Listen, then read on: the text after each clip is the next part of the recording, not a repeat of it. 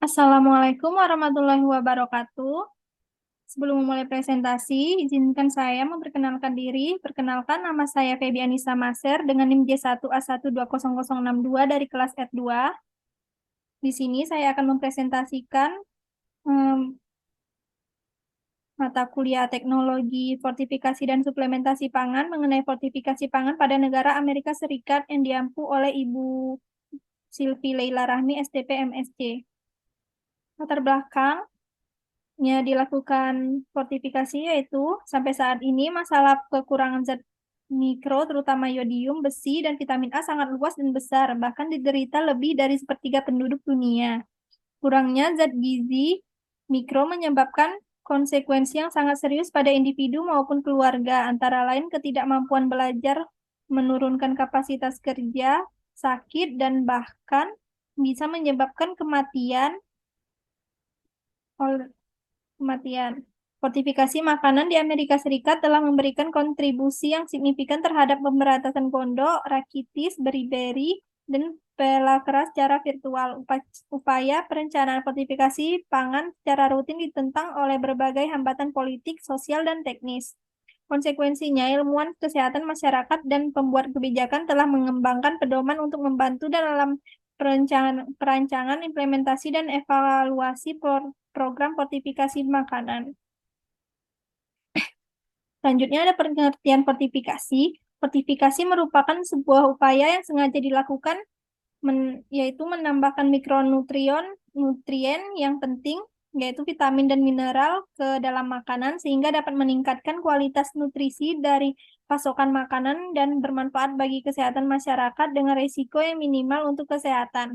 Tujuan dilakukannya fortifikasi yaitu untuk meningkatkan konsumsi zat gizi. Fortifikasi berbeda dari pengayaan yang merupakan proses mengembalikan nutrisi ke dalam makanan yang hilang selama produksi. Fortifikasi umumnya menggunakan makanan pokok sebagai kendaraan untuk mengantar mikronutriennya, yang umumnya kurang atau bahkan tidak terkandung secara cukup dalam makanan.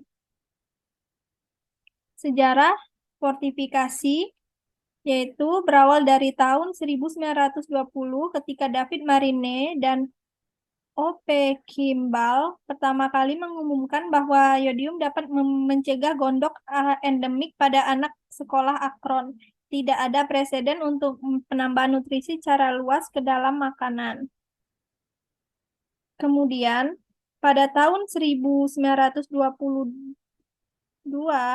David Cowie, seorang dokter anak di University of Michigan, membujuk masyarakat medis negara bagian Michigan untuk membentuk komite garam beriodium dengan tujuan untuk menghasilkan garam beriodium. Michigan State Medical Society meluncurkan salah satu kampanye fortifikasi makanan pertama di dunia dengan tingkat perencanaan yang jarang terlihat di kemudian hari. Keberhasilan yang terdokumentasi yang menyertai upaya ini menjadikan pengalaman Michigan dengan garam beriodium salah satu fortifikasi makanan yang paling penting. Kemudian, pada tahun 1924 di negara tersebut dikeluarkan peraturan wajib penambahan zat yodium pada garam untuk mengatasi masalah kesehatan umum gondok di Amerika Serikat. Fortifikasi pangan di Amerika Serikat ada 3 produk, yaitu fortifikasi yodium ke garam, yaitu dimulai pada tahun 1924 ketika yodium pertama kali ditambahkan ke garam secara sukarela dalam upaya untuk mengatasi permasalahan penyakit umum gondok di Amerika. Program ini dimulai hanya setelah sejumlah organisasi kesehatan nasional terkemuka saat itu, Asosiasi Kesehatan Masyarakat Amerika, Dewan Pangan dan Gizi American Medical Association, dan Komite Pangan dan Gizi National Academy of Science merekomendasikan langkah ini berdasarkan penelitian terbaru yang menunjukkan bahwa natrium iodida mencegah gondok. Lalu fortifikasi vitamin D ke susu. Upaya fortifikasi awal ini diikuti pada tahun 1933 dengan fortifikasi susu dengan vitamin D berdasarkan rekomendasi dari kelompok sejenis. Penambahan vitamin D pada susu pada awalnya dilakukan dengan menyinari susu atau dengan memberi makanan ragi yang diradiasi dengan sapi. Teknik ini digantikan pada tahun 1940-an dengan metode penambahan konsentrat vitamin D yang lebih sederhana dan lebih efektif ke dalam susu seperti yang saat ini dipraktikkan. Kemudian ada fortifikasi vitamin B dan besi ke dalam tepung dan roti. Upaya aktif untuk memperkaya tepung dan produk sereal dengan vitamin B dan zat besi dimulai pada tahun 1930 saat sindrom penyakit defisiensi spesifik pertama kali diidentifikasi dan didokumentasikan di Amerika Serikat. Dirangsang oleh pengumuman kebijakan fortifikasi AMA pada tahun 1936.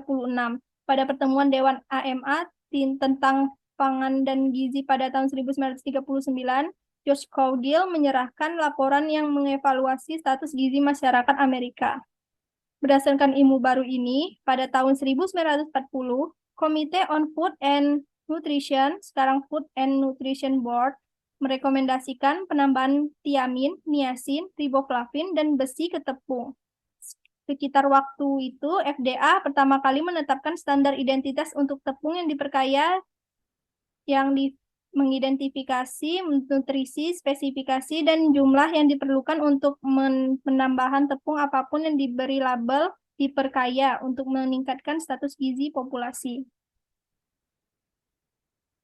Kebijakan fortifikasi di Amerika Serikat pada tahun 1974, FDA mengusulkan peraturan yang melampaui standar pendekatan identitas dan memasukkan sudut pandang yang lebih komprehensif dari penambahan nutrisi ke makanan. Dan pada tahun 1980, pandangan ini diterbitkan bukan sebagai peraturan, tetapi sebagai pernyataan kebijakan bahwa produsen didorong untuk mengikuti jika mereka memilih untuk menambahkan nutrisi ke makanan yang diproduksi atau diproses.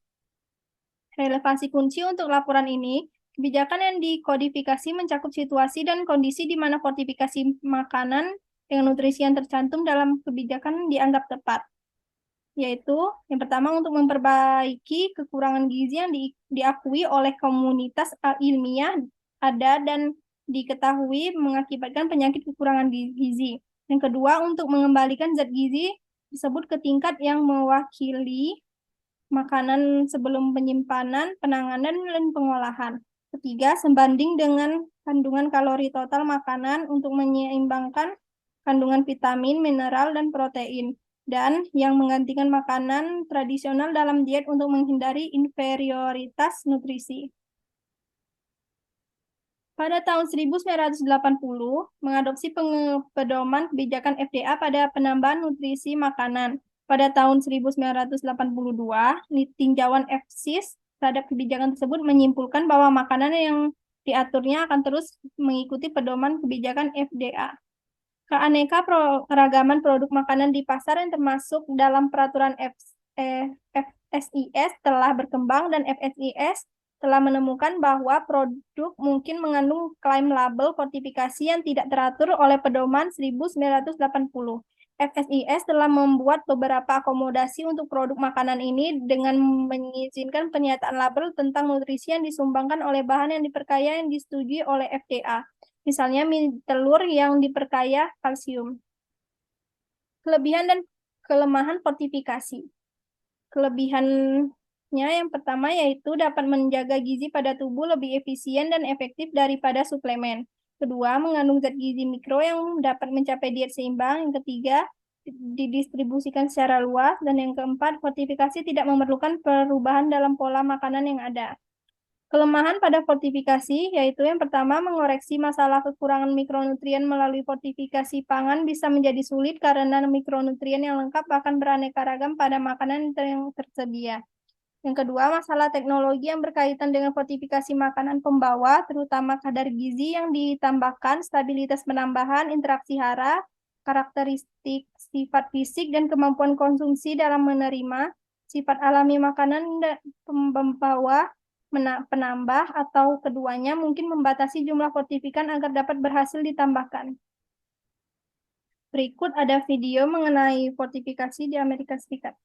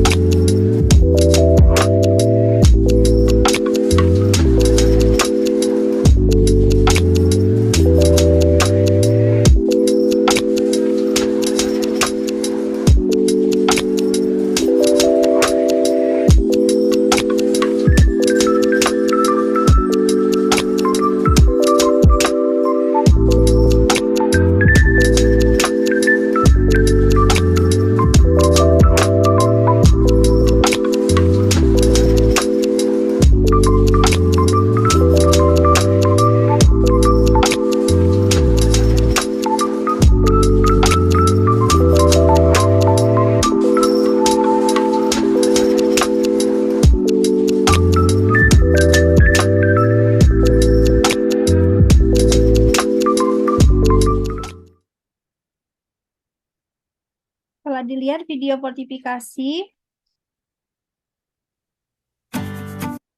maka kesimpulan pada presentasi hari ini yaitu fortifikasi adalah sebuah upaya yang sengaja dilakukan untuk menambahkan mikronutrien yang penting yaitu vitamin dan mineral ke dalam makanan sehingga dapat meningkatkan kualitas nutrisi dan dari pasokan makanan dan bermanfaat bagi kesehatan masyarakat dengan risiko yang minimal untuk kesehatan.